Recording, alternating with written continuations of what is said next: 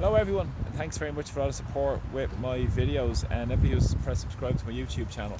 I'm at the RDS today and boxes open at 9 o'clock, and early tallies aren't too hopeful for myself to achieve a seat in Dublin Bay South, and we'll wait and see when the first count is announced and officially takes place in the next number of hours, and I'll keep you posted on that. But again, thanks very much for all the support with everything with the campaign. I'm very, very grateful for every one of you who've helped in any way towards my campaign, and also with my YouTube channel. But today I want to speak about the exit poll that was released late last night following the closure of the polls at 10 o'clock. Now, disappointingly, there was a very, very low turnout, unsurprisingly, amongst working class communities. Now, this isn't really surprising because we've seen apathy being infused into the system for years and years and years. Now, I've done my best to try and engage with people in the community to realise that the political system and establishment do not represent the interests of ordinary people.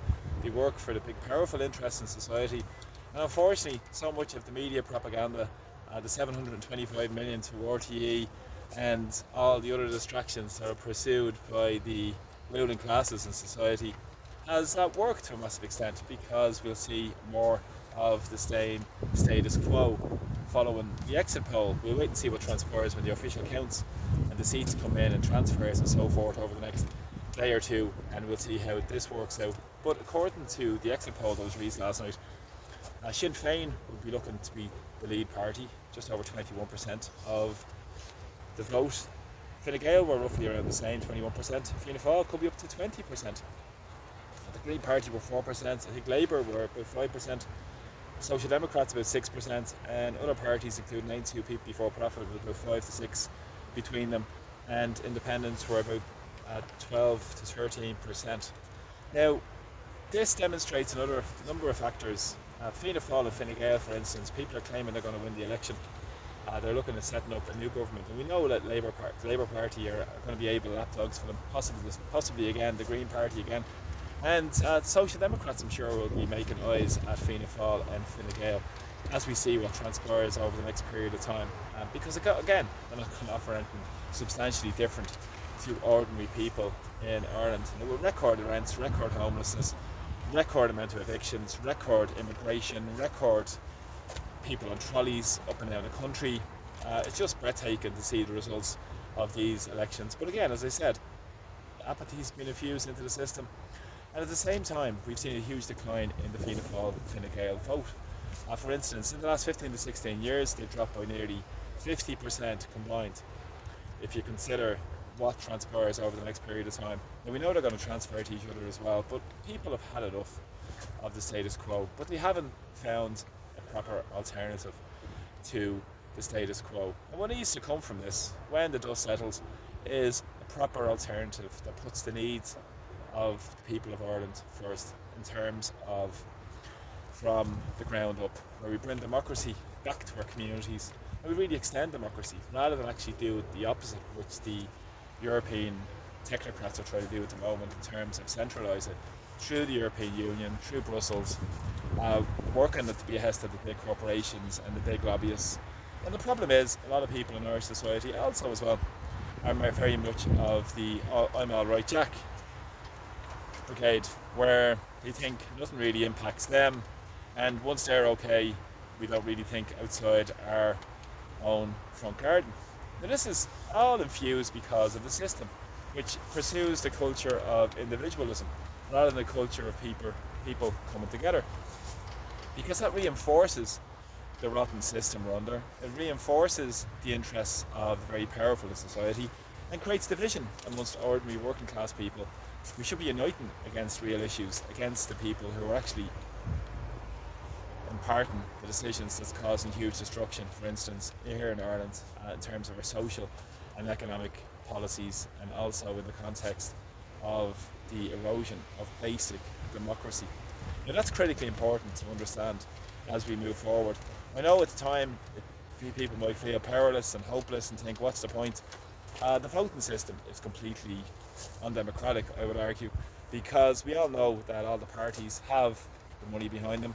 If you get 2% of funding across the spectrum here during the elections, they're open then to getting a huge amount of public money, where it's just totally prohibitive against a lot of independent candidates who, again, are self-financed or financed through your goodwill and people standing up for the real interests of ordinary people to get their voices heard and out there as well, and who've campaigned in communities for years, like I have, and many more people around Ireland have done that for basic rights for people in society, a country that we love and a country that we're proud of, and a city that we all love and we're proud of also as well, and to stand up for the needs of our citizens, to see the absolute abject poverty people are living in terms of the council flat complexes up around Dublin city centre, where an overwhelming majority of people in those complexes are completely disconnected from the establishment and disconnected from the political system, because they'll be sold out time and time again, and they don't serve their interests. But again, they'll look to other parties and look to other TDs. They think they're going to claim it, but these same TDs and councillors have been in positions in the councils and in the Dáil for years and years, and the conditions have got worse for those flat complexes all around the city. And that's the real reality to what's going on in Dublin, based out. And I'm sure it's the same right across Ireland as well, in terms of the way people are being treated. But this is the injustices being served up by the establishment. We need to, as Jim Larkin would say, get up off our knees, and the great only if you feel powerful, because we're on our knees. So it's time to rise from our knees and stand up and take on the corrupt and rotten political establishment.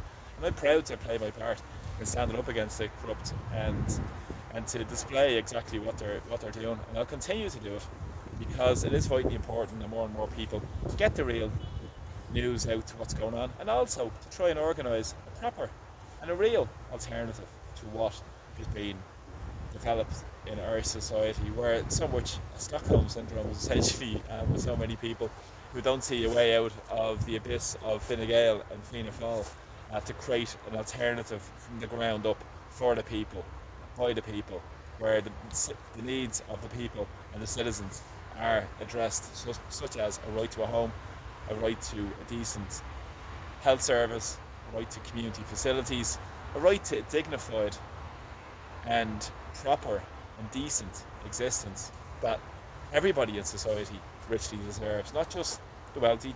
Like behind me you see the multi-million euro X4 Seasons Hotel, Intercontinental Hotel as well, and this is the heart of an area near Aylesbury Road and many more areas of Dublin where there's multi-million euro houses, but then we have quite close proximity, we have so many people struggling in dire poverty. So thanks a lot for the support of my videos, and keep the faith, and keep speaking up, and I'll keep you posted as things develop. So thanks for the support. See you all soon. Bye bye.